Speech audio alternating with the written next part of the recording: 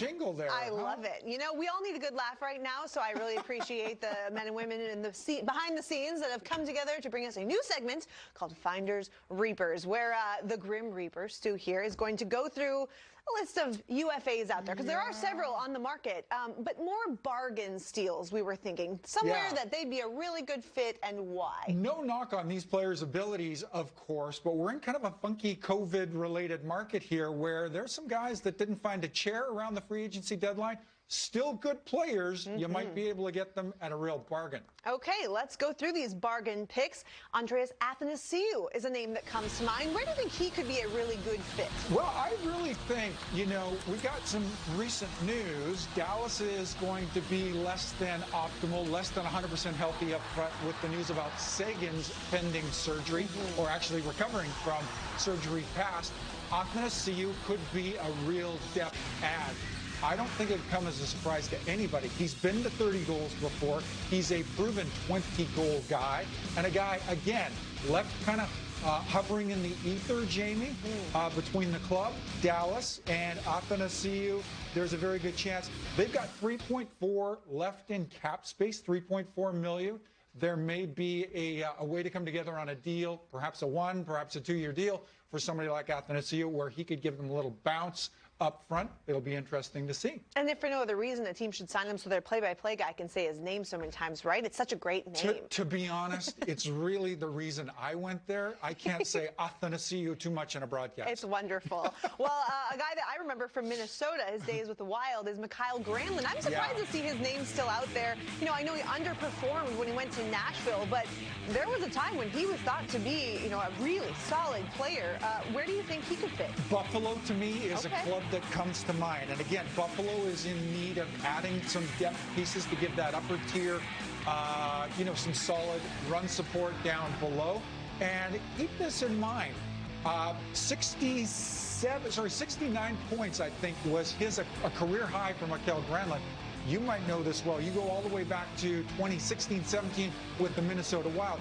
He and Eric Stahl were on a line together where Granlund posted some career totals. So reuniting those two back in Buffalo, this might be akin to a show-me type signing, not unlike Taylor Hall landing in Buffalo. Wow, lots going on in Buffalo. I like it. That could certainly be a fit. It could work out. How about Travis Hamonic? He's bounced around a couple different spots. Where would he really be a fit for a new chapter? You know, I think this one kind of tugs at your heartstrings, or it's more a personal connection.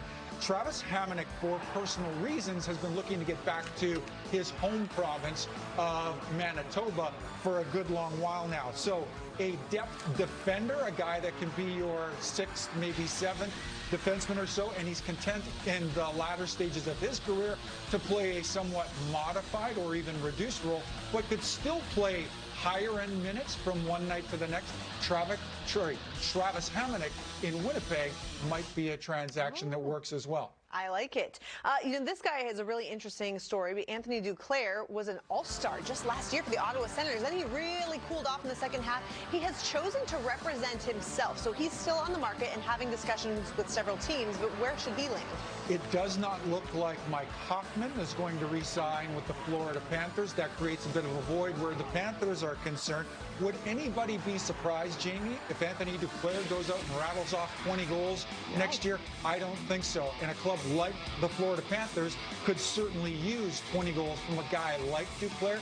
That might be a good fit where the club and the player are concerned.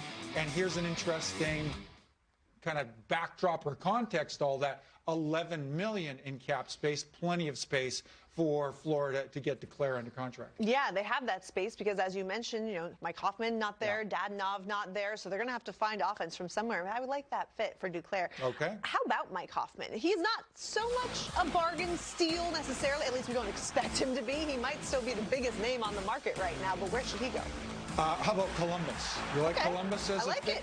There is just one forward on the Columbus roster last year that notched 30 goals, and this is a proven 30-goal guy. He's dynamic up front.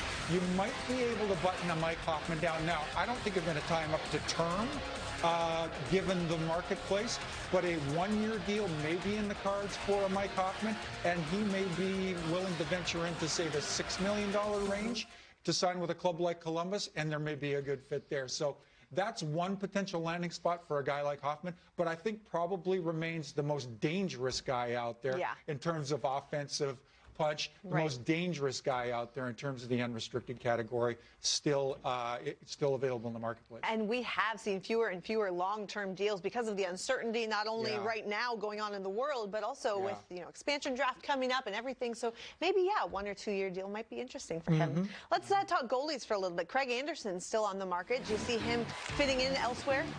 Well, Ryan Miller no longer an Anaheim Duck. Doesn't look like there's a fit there going forward for reasons yet to be determined. But I thought Craig Anderson made a whole lot of sense in Anaheim. Need some support there. Anderson is a guy that really, depending on your circumstances, could turn in serviceable minutes, solid minutes, if asked to play anywhere in a range of 25 to 30 games for you. I like Anderson to be a guy that probably tears down, 2/3 of those games in terms of wins for the workload. Yeah, you put a better team in front of him than what he's had with the Senators the past couple of years, and he could be really solid. Think about the body of work with a club like Ottawa in front of him. No knock to Ottawa, but I think you've got a more talented decor and skating staff overall in Anaheim. Probably a little more predictable where a guy like Anderson's concerned. It could be a pretty good fit.